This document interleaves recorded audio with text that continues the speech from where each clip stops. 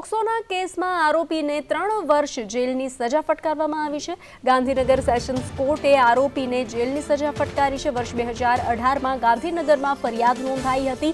બીભત્સ video બનાવી શારીરિક અડપલા કર્યા હતા। પોક્સોના કેસમાં આરોપીને 3 વર્ષની સજા ફટકારવામાં આવી છે। વધુ વિગત સાથે જોડાઈ ચૂક્યા છે સંવાદદાતા હિરેન રાવલ। જી હિરેન, શું છે વધુ વિગતો?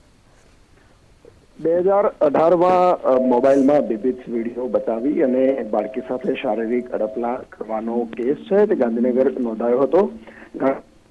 કોર્ટે આજે આરોપીને 3 વર્ષની સજા અને 10,000 રૂપિયાનો દંડ ફટકાર્યો છે।